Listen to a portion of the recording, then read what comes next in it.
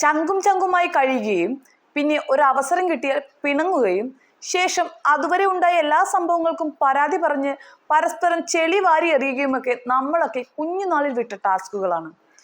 വലുതാവും തോറും അഭിപ്രായ വ്യത്യാസങ്ങൾ സുഹൃത്തുക്കൾക്കിടയിൽ ഉണ്ടായാലും അതൊക്കെ പോട്ടെ എന്ന് വെച്ച് ഒരുമിച്ച് ഒരു ചായ കുടിച്ച് നമ്മൾ ആ വിഷയം അങ്ങ് മറക്കും.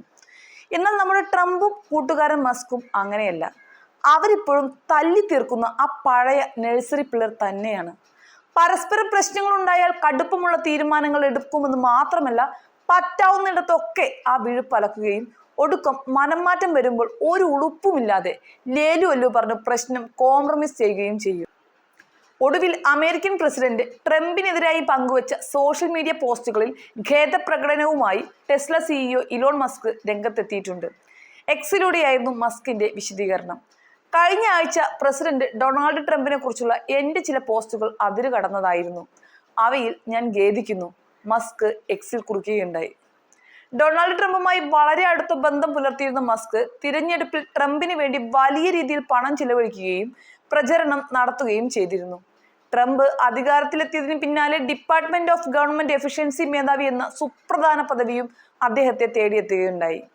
എന്നാൽ ട്രംപിന്റെ നയങ്ങളെ ചൊല്ലി പ്രസിഡന്റുമായി ഇടഞ്ഞ മസ്ക് ഡോജിൽ നിന്നും പടിയിറങ്ങുകയായിരുന്നു. ഡോജിൽ നിന്നും പുറത്തു വന്നതിന് പിന്നാലെയായിരുന്നു ട്രംപിനെതിരെ കടുത്ത ഭാഷയിൽ മസ്ക് വിമർശനങ്ങൾ ഉയർത്തിയത്.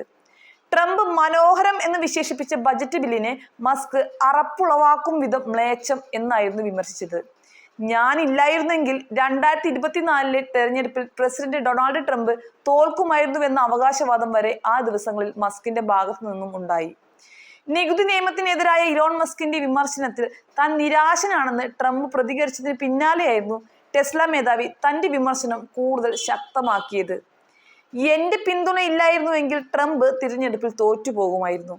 ഡെമോക്രാറ്റുകൾ ഹൗസ് നിയന്ത്രിക്കുകയും റിപ്പബ്ലിക്കന്മാർ സെനറ്റിൽ 51-49 എന്ന നേരിയ ഭൂരിപക്ഷം മാത്രമേ നേടുമായിരുന്നുള്ളൂ എന്നായിരുന്നു മസ്ക് എക്സിൽ കുറിച്ചത്. വിമർശനങ്ങൾക്ക് പിന്നാലെ ട്രംപുമായുള്ള തർക്കങ്ങൾ പരിഹരിക്കാനായി മസ്ക് ശ്രമിച്ചിരുന്നുവെങ്കിലും സംസാരിക്കാൻ താല്പര്യമില്ല എന്നായിരുന്നു ട്രംപ് വ്യക്തമാക്കിയിരുന്നത്. അതേസമയം സാധാരണയായി തന്റെ നിലപാടുകളിൽ ഉറച്ചു നിൽക്കുന്ന മസ്കിന്റെ ഭാഗത്തു നിന്നുമുള്ള അപൂർവ നടപടിയാണ് ഇപ്പോഴത്തെ ഈ തിരുത്ത്. എന്നാലും എല്ലാ പോസ്റ്റുകളിലും മസ്ക് ഖേദിക്കുന്നില്ല.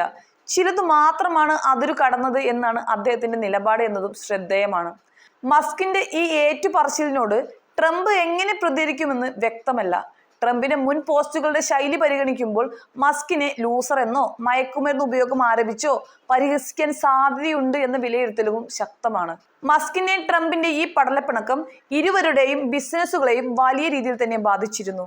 ടെസ്ലയുടെ ഓഹരികൾ കഴിഞ്ഞ വ്യാഴാഴ്ച വലിയ തോതിൽ ഇടഞ്ഞപ്പോൾ ട്രംപിന്റെ ട്രൂത്ത് സോഷ്യൽ പ്ലാറ്റ്ഫോമിന്റെ മാതൃ കമ്പനിയായ ട്രംപ് മീഡിയ ആൻഡ് ടെക്നോളജി ഗ്രൂപ്പിന്റെ ഓഹരികളും നഷ്ടം നേരിട്ടു.